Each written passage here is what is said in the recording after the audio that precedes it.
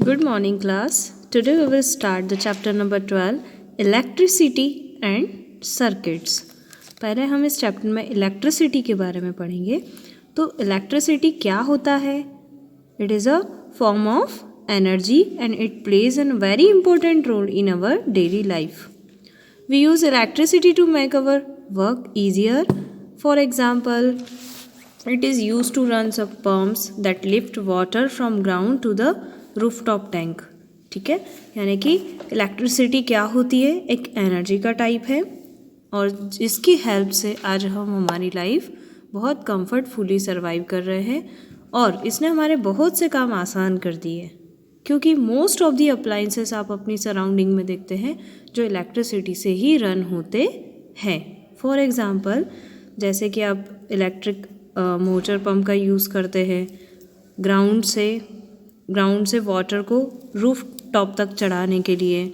ठीक है, तो इस काम को करने के लिए अगर आप मैन्युअली देखेंगे तो काफ़ी हार्ड वर्क करना होता है, लेकिन मोटर पंप की हेल्प से हम क्या करते हैं, वाटर को बहुत फर्स्ट सेकंड थर्ड फोर्थ या जो भी चाहे जितने भी फ्लोर पर हम चढ़ाना चाहे या एक प्लेस से दूसरे प्लेस तक हमें वाटर को कैरी करने की जगह हम ट्रांसफ़र कर सकते हैं. It is also needed for functioning of televisions, computers, refrigerators, geysers, air conditioner, electric fans and electric bulb etcetera. कई सारे अप्लाइंसेस आप अपने घरों में भी यूज़ करते हैं जो इलेक्ट्रिसिटी पर बेस्ड होते हैं और इसी इलेक्ट्रिसिटी के थ्रू ये सारे अप्लाइंसेस रन होते हैं, जिसके कारण आप काफ़ी कंफर्ट तरीके से अपनी लाइफ सर्वाइव कर रहे हो. सपोज़ दैट आपको जब गर्म पानी चाहिए तो आप गीज़र के थ्रू पानी ले सकते हैं. ठीक है, आपको जब किसी चीज़ों को ठंडा करना होता है तो आप रेफ्रिजरेटर डिवाइस का यूज़ कर सकते हैं. आपको अपने कोई स्टडी या किसी कम्युनिकेशन पर्पस के लिए आप अपना टेलीविज़न, कंप्यूटर्स, मोबाइल फ़ोन्स, ठीक है, जो चार्जिंग करके चलाए जाते हैं उनका यूज़ कर सकते हैं. ठीक है, now electricity is used for lightning. We get electricity for power station. Even electricity ने बहुत ही अजीब या बोल सकते हैं कि एक वंडर है हमारे लिए, जिसने पूरी दुनिया में चेंज ला दिया है, जिसके थ्रू आज सारे ही घर जगमगा रहे हैं, एज वेल एज फैक्ट्रीज़, बड़ी बड़ी इंडस्ट्रीज, सभी इलेक्ट्रिसिटी की ही देन है. ठीक है, क्योंकि अगर इलेक्ट्रिसिटी नहीं होती तो ये सब नहीं होता. Now sometime we use a torch to see at night. When we switch on the torch and the bulb glows. How does a bulb glows? आपने सोचा है कि ऐसा क्यों होता है? जब आप टॉर्च में स्विच ऑन करते हैं तो बल्ब जलना शुरू हो जाता है. The electric cells are the source of electricity in an electric torch. तो ऐसा क्यों होता है? जब आप बल्ब को ऑन करते हैं, स्विच को ऑन करते हैं तो बल्ब ग्लो करना शुरू करता है, क्योंकि उस बल्ब को इलेक्ट्रिक एनर्जी मिल रही है. और वो इलेक्ट्रिक एनर्जी कहाँ से मिलती है? उस टॉर्च में प्रेजेंट सेल से. Then the supply electric energy to bulb in the electric torch when the switch is pressed. और आप जब स्विच प्रेस करेंगे तो एक सर्किट बन जाता है, जो सर्किट से जैसे ही आप स्विच ऑन किया आपने तो इलेक्ट्रिक एनर्जी उस सेल से उस बल्ब तक पहुंच जाती है, जिसके कारण बल्ब ग्लो हो जाता है. तो इस चैप्टर में हम इलेक्ट्रिक सेल के बारे में डिस्कस करेंगे. Electric cells are a common source of electric energy for many equipments. यानी आपने कहीं जगह देखा होगा, वॉचेस, क्लॉक्स में देखा होगा, टॉयज़ में सेल्स देखे होंगे. ठीक है, कैमराज में, वीडियो गेम्स में, रिमोट में, रिस्ट वॉच, कैलकुलेटर, ट्रांजिस्टर, ऐसे कई सारी डिवाइसेस देखी होगी जिसमें आपने सेल लगे देखे होंगे. ठीक है, और ये सेल क्या प्रोवाइड करते हैं? हमें इलेक्ट्रिक एनर्जी प्रोवाइड करते हैं उस पर्टिकुलर डिवाइस को रन करने के लिए या फंक्शन करने के लिए. नाउ आज हम सेल के बारे में डिस्कस करेंगे. तो ड्राई सेल के बारे में पढ़ेंगे. All electric cells have a 2 terminal. आपने जनरली इस डिवाइस में जब सेल को लगाया होगा तो वहाँ पर आपको 2 टर्मिनल नज़र आते हैं. एक पॉजिटिव टर्मिनल होता है और दूसरा नेगेटिव टर्मिनल होता है. यहाँ पर सेल का डायग्राम आपको दिया है और सेल ऐसा दिखाई देता है. सबसे ऊपर जो कैप जैसी स्ट्रक्चर होती है वो पॉजिटिव टर्मिनल होता है और जो प्लेन पार्ट होता है वो नेगेटिव टर्मिनल होता है. ठीक है, अब इसके इंटरनल स्ट्रक्चर को हम देखते हैं। तो ये जो ब्रास कैप होती है ये पॉजिटिव टर्मिनल कहलाता है, ठीक है। और ये जो रेड कलर की कोटिंग दे रखी है ये इसकी आउटर कोटिंग है जो अंदर वाले केमिकल को बाहर आने से रोकती है, मतलब इसे सील पैक करके रखती है। इस आउटर कोटिंग को या इसे हम नॉर्मली सील भी कहते हैं। अब इसके अंदर एक जिंक का कंटेनर होता है और उस जिंक कंटेनर के अंदर अमोनियम क्लोराइड का पेस्ट फिल होता है, जो कि आप आगे भी हायर क्लासेस में इसकी स्ट्रक्चर और केमिकल रिएक्शन के बारे में पढ़ेंगे। तो आप अभी जनरली इतना लर्न कीजिए कि जिंक कंटेनर है और जिंक कंटेनर के अंदर अमोनियम क्लोराइड का पेस्ट होता है और सबसे अंदर वाले पार्ट में जो ये डार्क पोर्शन आपको नज़र आ रहा है यहाँ पर मैग्नीज डाइऑक्साइड का पाउडर और मैग्नीज डाइऑक्साइड और कार्बन दोनों का पाउडर फील होता है। और सबसे बीच में जो डार्क कलर की एक रॉड स्ट्रक्चर नज़र आ रही है वो कार्बन की रॉड होती है जो इस ब्रास कैप से अटैच होती है, ठीक है। तो यहाँ पर जो जिंक कंटेनर है वो एक नेगेटिव टर्मिनल का काम कर रहा है और ब्रास कैप किसका काम कर रहा है, पॉजिटिव टर्मिनल का। जैसे ही हम इस सेल के पॉजिटिव और नेगेटिव टर्मिनल को किसी वायर की हेल्प से कनेक्ट करते हैं तो इसमें इलेक्ट्रिक करंट फ्लो होना स्टार्ट हो जाती है। और इन्हीं वायर के दो टर्मिनल के बीच में हम अगर किसी बल्ब को फिट करते हैं या जिस भी अप्लायंसेस, यानी कि सपोज़ कीजिए वॉच में यूज़ कर रहे हैं आप लोग, टॉय में यूज़ कर रहे हो, तो वो रन करना स्टार्ट हो जाता है।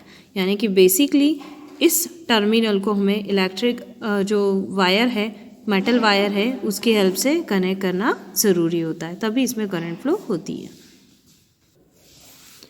An electric cell contain chemical inside it. These chemical are used by cell to produce electricity. यानी कि जैसे अभी हमने डिस्कस किया कि हम पॉजिटिव और नेगेटिव दोनों टर्मिनल को किसी वायर से कनेक्ट करते हैं, कंडक्टर से कनेक्ट करते हैं, तो उसमें करंट फ्लो होना स्टार्ट हो जाती है।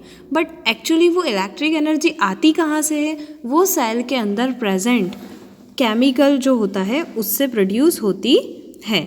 यानी कि when the chemicals in the electric cells are used up, the electric cell stop producing electricity. जब वो केमिकल पूरी तरह से यूटिलाइज हो जाता है और यूज़ हो जाता है तो इलेक्ट्रिसिटी उस सेल के द्वारा प्रोडक्शन होता है वो बंद हो जाता है, यानी कि वो सेल इलेक्ट्रिसिटी प्रोड्यूस नहीं करता and then has to be replaced with a new one.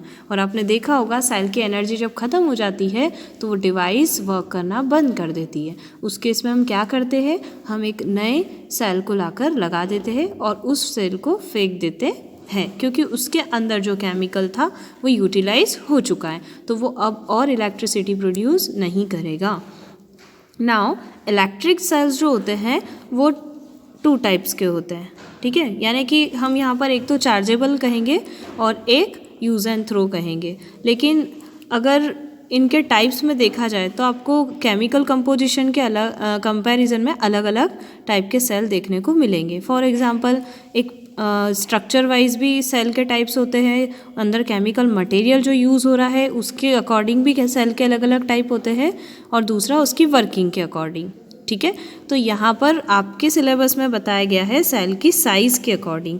जैसे कि पेंसिल सेल्स होते हैं जो इलेक्ट्रिक क्लॉक में यूज़ किए जाते हैं, आपने देखा ही होगा आपकी इलेक्ट्रिक क्लॉक्स जो होती हैं वॉल क्लॉक्स, उसमें ये चीज़ें इस तरह के सेल यूज़ होते हैं। और उसके अलावा कोई रिमोट कंट्रोल कार या इस तरह के कोई टॉयज़ होते हैं उसमें यूज़ किए जाते हैं इस तरह के सेल, ठीक है। और एक ऑर्डिनरी सेल जो होते हैं वो टॉय में भी यूज़ किए जाते हैं। बटन सेल होते हैं ये इस तरह के छोटे छोटे बटन साइज़ के, ठीक है। ये क्वार्ट्ज वॉचेस में यूज़ किए जाते हैं, वीडियो गेम में भी यूज़ किए जाते हैं। अब यहाँ पर हम डिस्कस करेंगे कि ये सब इंडिविजुअल सेल थे जो किसी भी डिवाइस के अकॉर्डिंग यूज़ किए जाते हैं। जैसे किसी में सिंगल सेल से ही वो डिवाइस वर्क करती है, किसी में डबल सेल की रिक्वायरमेंट होती है, तो वहाँ पर हम 2-3 सेल की रिक्वायरमेंट हो, या कोई टॉयज़ ऐसे भी होते हैं जिनमें 4 सेल लगाए जाते हैं, तो वहाँ पर हम 4 सेल कनेक्ट करके उसकी इलेक्ट्रिक डिमांड को कंप्लीट कर देते हैं। नाउ आपने देखा होगा कि जब हमें ज़्यादा एनर्जी की रिक्वायर्ड होती है किसी डिवाइस को रन करने के लिए, तो वहाँ पर सिंगल सेल सफिशिएंट नहीं होता। उस केस में हम इंडिविजुअल सेल को लगाकर इलेक्ट्रिक डिमांड पूरी करने से उस डिवाइस के अंदर एक तो जो प्लेस है जहाँ पर सेल लगाया जाता है उसका एडजस्टमेंट करना होगा। उसके कंपैरिजन में हमने एक न्यू आइडिया सोचा कि क्यों ना हम इन सारे सेल को मर्ज करके इनके इक्वल एक पावर जनरेट कर ले। यानी कि अगर ये सेल की इंडिविजुअल जो पावर है, ऐसे बहुत सारे सेल अगर कनेक्ट हो जाए तो वो सारी पावर उनकी मर्ज हो जाएगी, तो उसे हम कहते हैं बैटरी। यानी कि जब एक सिंगल सेल सफिशिएंट नहीं हो पाता है तो हम 2 या 2 से ज़्यादा सेल को आपस में कनेक्ट कर देते हैं और उसे हमने कहा है बैटरी। और यहाँ पर कुछ इस तरह से कनेक्शन समझाया है, जैसे एक सेल का पॉजिटिव टर्मिनल है और सेकेंड उसका जो नेगेटिव टर्मिनल है वो नेक्स्ट सेल जो भी होगा उससे जुड़ेगा, उसके पॉजिटिव से कनेक्ट करके इस तरह से हम ग्रुप ऑफ सेल को आपस में जोड़ सकते हैं और बैटरी बना सकते हैं। और बैटरीज भी आपने देखी होगी, जैसे ये पिक्चर दिखाई है आपको कार बैटरी के बारे में, ठीक है। तो ये कार की बैटरी दिखने में ऐसी होती है, बट इसके अंदर क्या होता है, जैसे एक सिंगल सेल के अंदर प्लेट्स लगी होती है वैसे इसमें कई सारी प्लेट्स आपस में कनेक्ट होती है और इसी तरह ग्रुप ऑफ सेल्स अंदर प्रेजेंट होते हैं। सो इलेक्ट्रिक सेल और बैटरी के बारे में आपने देखा होगा, जो आपकी डेली लाइफ में भी आपने कई सारे अप्लायंसेस ऐसे देखे होंगे जो सेल और बैटरी से रन होते हैं। अब हम डिस्कस करेंगे इलेक्ट्रिक बल्ब के बारे में। इलेक्ट्रिक बल्ब क्या होते हैं? जो इलेक्ट्रिसिटी बेस्ड रन होते हैं, जैसे कि टॉर्च के अंदर जो प्रेजेंट है वो बल्ब देखा है आपने, नॉर्मली बल्ब देखे होंगे आपने जो लाइट इमिट करते हैं, ठीक है, जिनका बेस मेटेलिक होता है और अंदर की तरफ एक मेटल का थीन वायर होता है जो कॉइल शेप का होता है, यानी कि कॉइल्ड वायर होता है, स्प्रिंग की तरह आपको नज़र आएगा। तो जो थीन वायर होता है जो जिससे कि लाइट इमिट होती हुई नज़र आती है उसे हम बल्ब का फिलामेंट कहते हैं।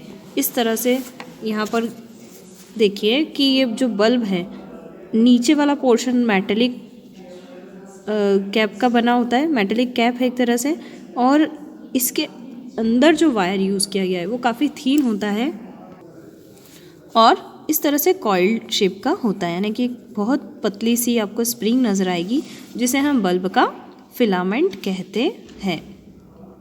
One of this thick wire is connected to the metal case at the base of the bulb. और ये जो वायर आपको नज़र आ रहा है ये आप इसका जो एक एंड है वो नीचे की तरफ जो मेटल कैप है उससे कनेक्ट होता है, and the other thick wire is connected to the metal tip at the centre of base. Metal tip का जो ये बेस है, ये इतना पूरा केस मेटल का बना होता है, इसके सेंटर पार्ट से कनेक्ट होता है।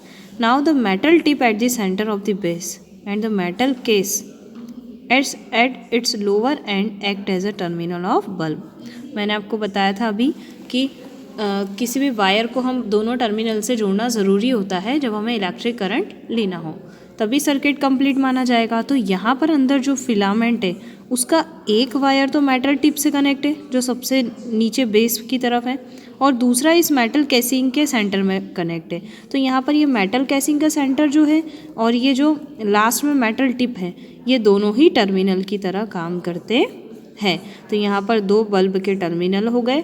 अब हमें इस बल्ब को इलेक्ट्रिसिटी देना है तो सिंपल जहाँ भी हम इसे इलेक्ट्रिसिटी प्रोवाइड करेंगे तो हमें इन 2 टर्मिनल से कनेक्शन चेक करना होता है, यानी कि हर बल्ब का कनेक्शन इस मेटल टिप से और इस मेटल की केसिंग से होना ज़रूरी होता है, क्योंकि ये 2 इसके टर्मिनल कहलाते हैं। जब तक इलेक्ट्रिक सोर्स है वो इन दोनों टर्मिनल से कनेक्ट नहीं हुआ तो वहाँ पर बल्ब ग्लो नहीं होगा, ठीक है। अब ये जो 2 टर्मिनल होते हैं इनको इस तरीके से फिक्स किया जाता है कि ये आपस में एक दूसरे को टच ना करें, इन दोनों को सेपरेट रखा जाता है। और जिस सोर्स से हम इसे कनेक्ट करेंगे, जिस इलेक्ट्रिक सोर्स से कनेक्ट करेंगे, उन दोनों सोर्स से भी उस सोर्स का एक कनेक्शन इसी से कनेक्ट होना चाहिए और दूसरा वाला इससे होना चाहिए, वो भी आपस में मर्ज नहीं होना चाहिए या कांटेक्ट नहीं होना चाहिए आपस में।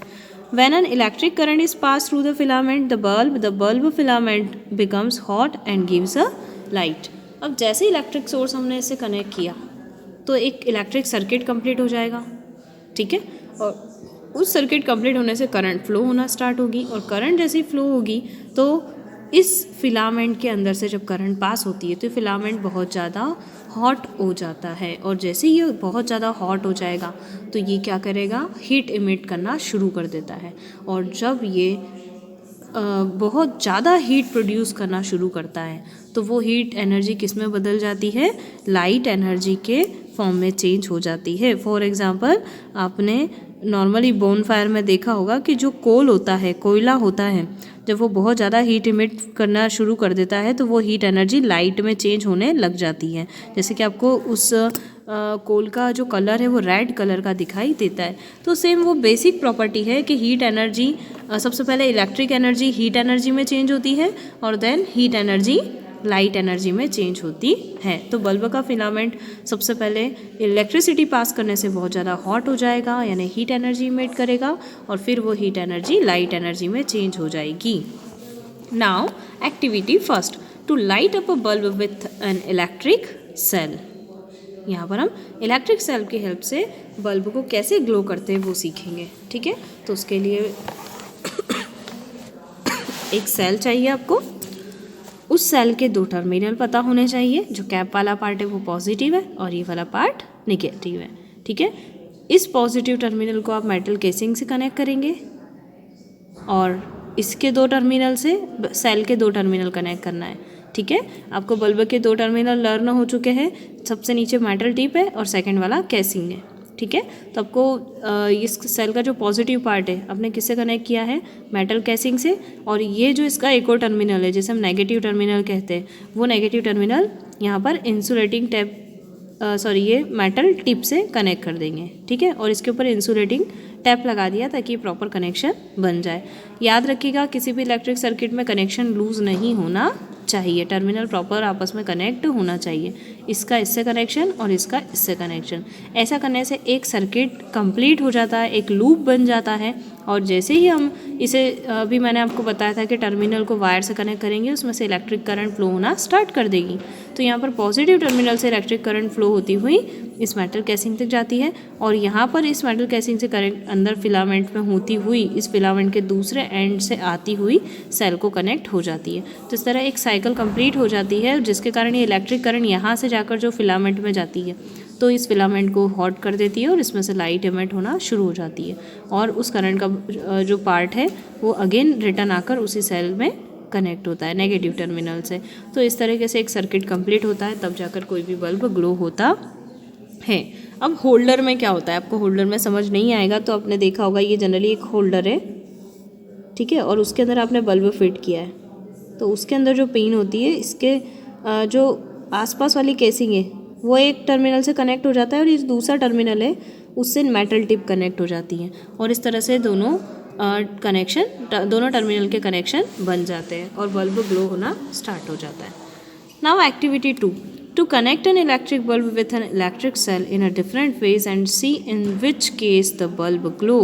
इस एक्टिविटी में हम सेल के कनेक्शन के बारे में देखेंगे। जैसे अभी मैंने आपको जो कनेक्शन के रूल्स बताए हैं, उसी कनेक्शंस को इन्होंने 1 बाय 1 आपको समझाया है कि सर्किट कैसा होना चाहिए, कनेक्शन कैसे होने चाहिए, तब जाकर कोई बल्ब ग्लो करता है। तो आप सबसे पहली मेथड देखिए, यहाँ पर आपने पॉजिटिव टर्मिनल को मेटल केसिंग से कनेक्ट किया है और नेगेटिव टर्मिनल को मेटल टिप से कनेक्ट किया है। तो इसके दोनों टर्मिनल को आपने इन दोनों टर्मिनल से प्रॉपर तरीके से कनेक्ट किया है तो बल्ब ग्लो होगा।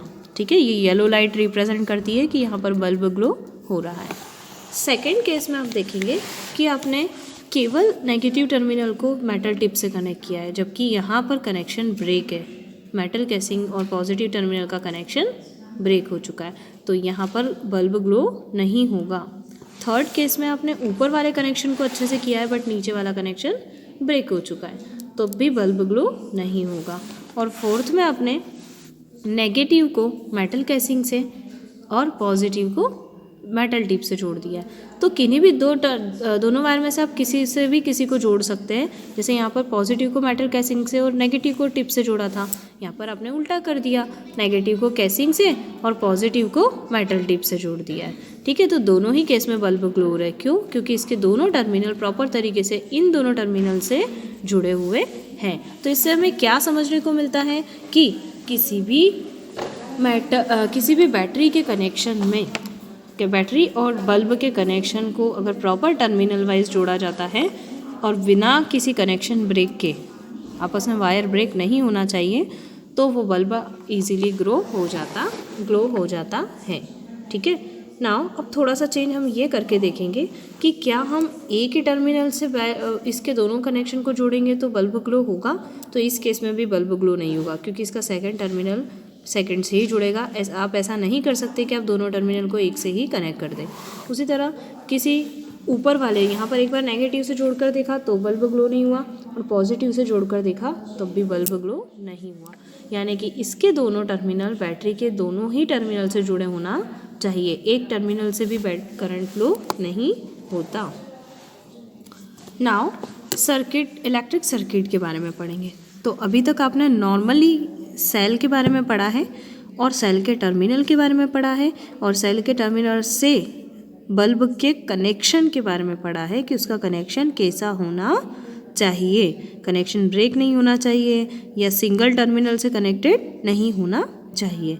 तो इसी को आगे बढ़ाते हुए एक न्यू टॉपिक इलेक्ट्रिक सर्किट के बारे में पढ़ेंगे जो काफ़ी सिंपल है।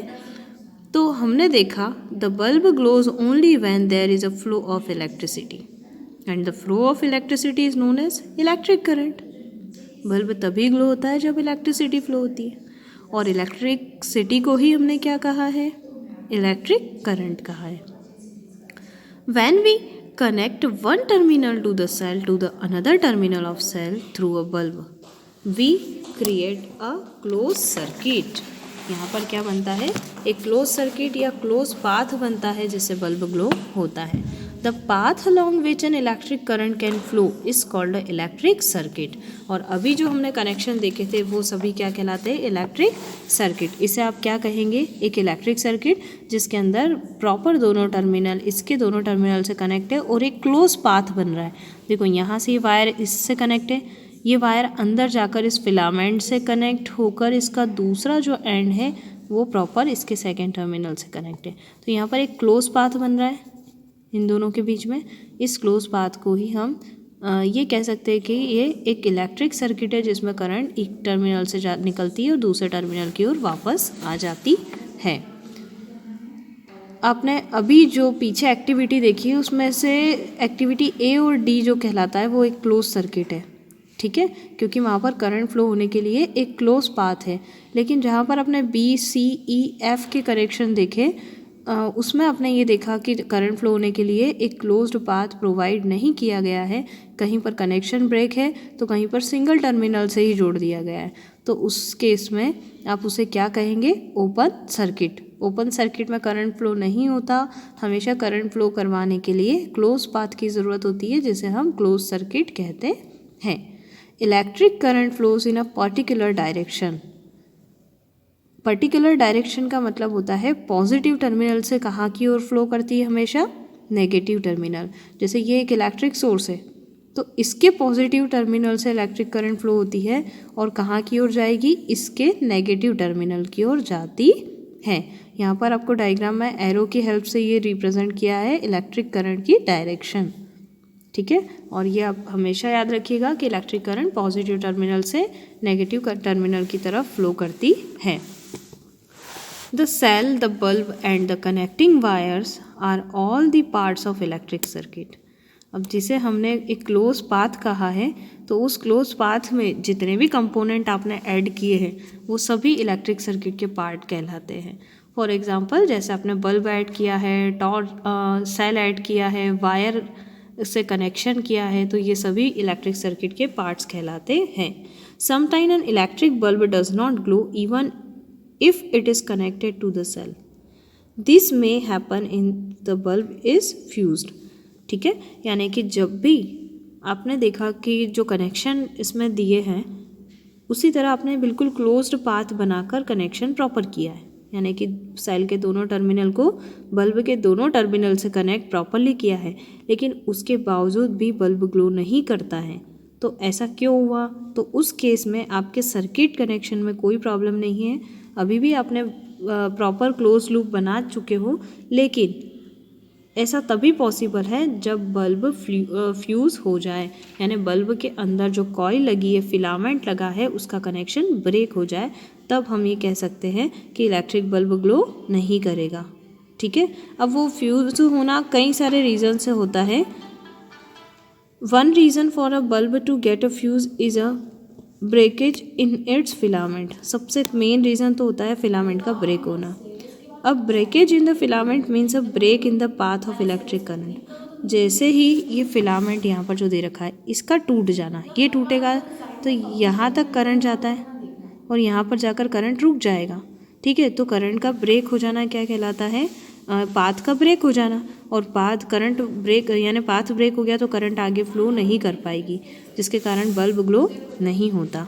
या दोनों टर्मिनल के बीच में जो फिलामेंट का ब्रेक होना, ठीक है, ये एक बेसिक रीज़न हो सकता है।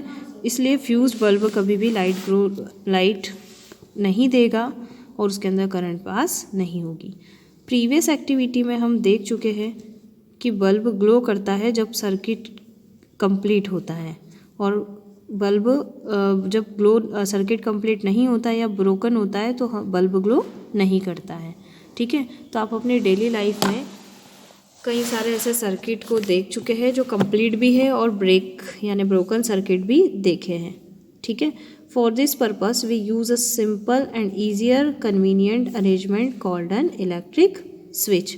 अब देखो, हर जगह सर्किट में करंट फ्लो करवाना और उसे परमानेंटली करवाना ये पॉसिबल नहीं होता। जैसे कि आप अपने रूम में बैठे हैं, आपने बल्ब ग्लो या स्विच ऑन किया और बल्ब ग्लो किया। सपोज़ कीजिए स्विच अगर नहीं होती तो आप उसका डायरेक्ट कनेक्शन करते हैं, और डायरेक्ट कनेक्शन करने के लिए आपको सिंपल जो इलेक्ट्रिक सोर्स है उसे वायर की हेल्प से उस बल्ब से कनेक्ट करना पड़ता। लेकिन अगर ऐसा कुछ होता कि कुछ टाइम के बाद आपको उस बल्ब की रिक्वायर्ड नहीं है, आपको लाइट नहीं चाहिए, ठीक है, तो आपको लाइट ऑफ करना है, तो आप क्या करेंगे? आप नहीं चाहेंगे कि बल्ब ग्लो हो, तो आप उसका कनेक्शन ब्रेक करने की कोशिश करेंगे। ठीक है, अब कनेक्शन ब्रेक करने के लिए क्या आप हर टाइम ऐसा नहीं कर सकते ना कि वायर को टर्मिनल से बार बार अलग करें। जैसे फ़ैन है, इलेक्ट्रिक बल्ब है, या जितने भी अप्लायंसेस हैं, उन सभी में आप जब तक चाहे तब तक आप करंट फ्लो करवा सकते हैं, उसे रन कर सकते हैं। लेकिन कुछ टाइम के बाद आप नहीं चाहते कि उसमें करंट फ्लो हो, तो उसके लिए क्या आप बार बार उस वायर को कट करेंगे और फिर हर टाइम नया वायर लगाएंगे, या उस वायर को टर्मिनल से अलग करेंगे और हर टाइम उसे टर्मिनल से कनेक्ट करके फिटिंग करेंगे? ऐसा पॉसिबल नहीं हो पाता है। तो उस जगह पर आप कौन से डिवाइस लगा देते हैं? Electric switch. अब इलेक्ट्रिक स्विच क्या होती है? तो it is an simple device that is use to open और क्लोज द इलेक्ट्रिक सर्किट, जिसकी हेल्प से आप सर्किट को जब चाहे तब क्लोज या ओपन कर सकते हैं। यहाँ पर एक सिंपल अरेंजमेंट दिया है। आप इलेक्ट्रिक स्विच को नॉर्मली की भी कह सकते हो। ये एक बल्ब का सिंबल है यहाँ पर, और ये वायर शो किए गए हैं जिसे हमने बैटरी के पॉजिटिव टर्मिनल से जोड़ लिया है और एक को बैटरी के नेगेटिव टर्मिनल से जोड़ा है। उस बीच में हमने एक की लगाई है। ठीक है, की मतलब स्विच। अब जब ये की क्लोज है तो सर्किट क्लोज है और करंट फ्लो होती है, लेकिन जैसे की को ओपन कर दिया तो सर्किट यहीं से ब्रेक हो गया और इलेक्ट्रिक करंट पास नहीं होगी। तो इलेक्ट्रिक स्विच हमारे लिए बहुत बेनिफिशियल है। किसके कंपैरिजन में? हम बार बार किसी वायर को कट करें या सर्किट को बार बार क्लोज या ओपन करें, टर्मिनल को कनेक्ट करना, ये सब थोड़ा टफ टास्क होता है जो कि पॉसिबल नहीं है। तो इलेक्ट्रिक स्विच से हमारा वर्क बहुत इजी हो गया है। नॉर्मली स्विचेस आपने अपने घर में देखी होगी, जब फ़ैन ऑन करना होता है तो आप स्विच प्रेस कर देते हो, यानी कि सर्किट क्लोज हो गया है, करंट फ्लो स्टार्ट हो गया है, और जैसे स्विच ऑन किया है तो करंट फ़ैन तक पहुंच जाता है और फ़ैन वर्क करना शुरू कर देता है। फ़ैन बंद करना है तो आप स्विच को प्रेस करेंगे, स्विच ऑफ हो जाएगी, सर्किट ओपन हो जाएगा, करंट फ्लो होना बंद हो जाएगी और फ़ैन का वर्क करना बंद हो जाएगा। ठीक है, तो स्विच एक बहुत सिंपल डिवाइस होती है। Now to construct a simple electric circuit, ये आपकी थर्ड एक्टिविटी है जिसमें आप ये देखेंगे कि इलेक्ट्रिक सर्किट को कैसे बनाया जाता है। ये आप घर पर भी कर सकते हैं। इसके लिए आपने एक थर्माकोल पीस लिया है, एक सेफ्टी पिन ली है, 2 ड्राइंग पिन्स ले ली हैं, 3 प्लास्टिक कोटेड वायर लिया है, और टॉर्च बल्ब ले लिया है, और इलेक्ट्रिक सेल और सेलो टेप ले लिए। ठीक है, सबसे पहले आपने ड्राइंग पिन को इस तरह से इंसर्ट की है कि यहाँ पर आप और नीचे थर्माकोल बोर्ड रखा है, उसके अंदर ड्राइंग पिन को इंसर्ट किया है और उसके अंदर सेफ्टी पिन को इस तरह से फिट कर दिया है। ठीक है, अब जो 2 वायर लिए थे आपने, उस वायर को आपने बैटरी के एक नेगेटिव टर्मिनल से कनेक्ट किया है और उसका एक एंड तो बैटरी के नेगेटिव टर्मिनल से और दूसरा एंड जो है वो उस पिन से कनेक्ट किया है। तो इधर पिन का जो दूसरा एंड होगा उसे हम दूसरे वायर के एंड से कनेक्ट करेंगे और उस वायर का दूसरा जो एंड होगा उसे बल्ब से कनेक्ट करेंगे। ठीक है, और यहाँ पर जो बल्ब का दूसरा टर्मिनल होता है मेटल कैसिंग, उसको हम सेल के दूसरे टर्मिनल से एक और वायर की हेल्प से कनेक्ट कर देंगे। तो इस केस में हमने एक इलेक्ट्रिक सर्किट कंप्लीट कर लिया है। अब इलेक्ट्रिक करंट पॉजिटिव टर्मिनल से चलना स्टार्ट करेगी, इस बल्ब के अंदर जाएगी, इस बल्ब के फिलामेंट से होती हुई बल्ब ग्लो होगा और दूसरे मेटल टिप यानी दूसरे टर्मिनल से होती हुई कहाँ पहुँचेगी, इस सेफ्टी पिन तक पहुँचेगी। सेफ्टी पिन मेटल की होती है, कंडक्टर होती है, यानी कि इसमें से भी करंट फ्लो हो जाती है। तो यहाँ से करंट फ्लो होगी और करंट फ्लो होती हुई नेगेटिव टर्मिनल तक पहुँचेगी। इस केस में आपका सर्किट बिल्कुल क्लोज पाथ है, इसलिए आसानी से बल्ब ग्लो हो जाता है। लेकिन अगर यहाँ पर कनेक्शन में आप इस पिन को यहाँ से अलग कर देते हैं, ठीक है, तो यहाँ पर ये पिन एक स्विच की तरह काम कर रही है। ठीक है, जैसे आप इसे प्रेस करेंगे ये खुल जाएगी, यहाँ से अलग हो जाएगी।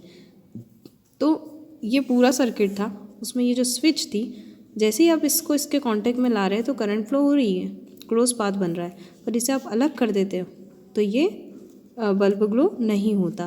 तो इस केस में यहाँ पर ये ओपन स्विच है और ये क्लोज स्विच है, यानी कि यहाँ पर पाथ क्लोज है और ये पाथ ओपन है। तो ये एक इलेक्ट्रिक सर्किट अरेंजमेंट है जिसमें आपको ये समझाया गया है कि कैसे करंट फ्लो होती है जब स्विच ऑन होती है और कैसे करंट फ्लो नहीं होती जब स्विच ऑफ होती है। अब हम इलेक्ट्रिक टॉर्च की वर्किंग देखेंगे। तो आपने इलेक्ट्रिक टॉर्च तो जनरली देखी होगी, जब लाइट जाती है तो स्पेशली इलेक्ट्रिसिटी हमारे घर पर नहीं होती है और हमें लाइट की रिक्वायरमेंट होती है, तब हम इलेक्ट्रिक टॉर्च की हेल्प से अपना वर्क करते हैं। मतलब इलेक्ट्रिक टॉर्च एक लाइट सोर्स है जिसकी हेल्प से आपको लाइट मिलती है। तो सेम यहाँ पर इलेक्ट्रिक सोर्स को जो इलेक्ट्रिसिटी प्रोवाइड होती है वो सेल की हेल्प से होती है। ठीक है, और सेल सिंगल सेल सफिशिएंट नहीं होता लाइट, अच्छी लाइट को प्रोड्यूस करने के लिए। हाई इंटेंसिटी की लाइट, मतलब जिसके कारण कम से कम आप अपने रूम के अंदर पड़ी हुई चीज़ों को देख सकते हैं। तो इसलिए वहाँ पर cell number of cell use करते हैं जिन्हें सीरीज़ में कनेक्ट कर लिया जाता है, ताकि सभी सेल मिलकर ज़्यादा अमाउंट ऑफ एनर्जी प्रोवाइड कर सके। ये सेल आपस में सीरीज़ में कनेक्ट होते हैं और आगे की तरफ एक छोटा सा बल्ब लगा होता है। उस बल्ब में अगेन वही 2 टर्मिनल मेटल कैसिंग और मेटल टिप होते हैं। तो जो नेगेटिव टर्मिनल होता है, जैसे ही उसे हम प्रेस करते हैं, मतलब उसे हम वायर से कनेक्ट करेंगे और वायर से कनेक्ट करते हुए टॉर्च का जो बेस होता है उससे कनेक्ट कर देते हैं। यानी कि सेल का जो नेगेटिव टर्मिनल है उसे टॉर्च वाले बल्ब के मेटल टिप यानी नेगेटिव टर्मिनल से कनेक्ट कर देते हैं, और दूसरा जो सेल का पॉजिटिव टर्मिनल होता है उसको हम मेटल साइड में जो केसिंग होती है उससे कनेक्ट कर देते हैं। इस कनेक्शन में अगर अपोजिट कनेक्शन हो जाए तो भी कोई प्रॉब्लम नहीं आती, बस हमें ये ध्यान रखना है कि दोनों ही टर्मिनल कनेक्ट होना चाहिए। देयर आर 3 मेटल स्ट्रिप ए जिसे हम स्विच पार्ट कहते हैं, मेटल स्ट्रिप बी जो मेटल बल्ब के मेटल केस से कनेक्ट होती है, और मेटल स्ट्रिप सी जो स्प्रिंग से कनेक्ट होती है। ठीक है, अब मेटल स्ट्रिप बी एंड सी जो कि फिक्स्ड होती है, यानी कि जो मेटल केस होता है बल्ब का वो, और दूसरा स्प्रिंग का जो कनेक्शन है, सेल की जो लास्ट में स्प्रिंग लगी होती है सबसे एंड पॉइंट पर उसका। ठीक है, वो ये दोनों फिक्स्ड पॉइंट होते हैं, जबकि मेटल स्ट्रिप जो ए होती है वो प्रेस करने पर कनेक्शन को क्लोज या ओपन कर सकती है, यानी उसे हम फिक्स्ड नहीं कहेंगे। वो किस पर डिपेंड करेगी, जो स्विच आप प्रेस कर रहे हो, साइड में टॉर्च में स्विच लगी होती है उसकी वर्किंग पर डिपेंड करती है। जैसे ही आपने स्विच को पुश किया है और ऑन पोजीशन में लाए हो तो मेटल स्ट्रिप ए जो होती है वो आगे की तरफ पुश होती है और वो बी और सी वाले सर्किट को पूरा कर देती है, बी और सी टर्मिनल को आपस में जोड़ देती है, कनेक्शन बना देती है और बल्ब ग्लो हो जाता है। लेकिन जब आप किसी स्विच को पुश करते हैं और वो ऑफ पोजीशन में आ जाता है तो मेटल स्ट्रिप ए जो होती है वो बी और सी के कनेक्शन को ब्रेक कर देती है। इनकम्प्लीट कनेक्शन होने के कारण बल्ब ग्लो नहीं होता। यहाँ पर डायग्राम की हेल्प से आपको इलेक्ट्रिक टॉर्च का कनेक्शन समझाया गया है। देखो ये मेटल है, ये बल्ब है, इसका एक टर्मिनल ये मेटल कैसिंग है और ये जो दूसरा वाला टर्मिनल है वो मेटल टिप से कनेक्ट है। अब जो मेटल कैसिंग वाला कनेक्शन है ये बी मेटल स्ट्रिप बी कहलाता है, ठीक है।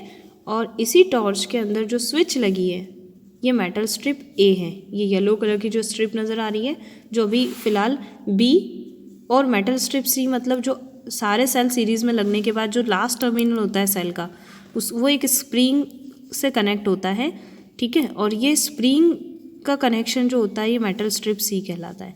जैसे ही आप इसको, अभी ये ऑन पोजीशन है मतलब ये इससे भी कनेक्ट है बी वाली स्ट्रिप से और ये सी वाली स्ट्रिप से भी कनेक्ट है, यानी कि अभी करंट प्रॉपरली यहाँ से यहाँ तक ये पॉजिटिव टर्मिनल से जा रही है और अंदर फिलामेंट से होती हुई पाथ बनाती हुई मेटल स्ट्रिप बी से ए से सी और सी से सेल के नेगेटिव टर्मिनल तक जा रही है। इस केस में एक कंप्लीट लूप बन रहा है जिसे हम क्लोज सर्किट कहते हैं।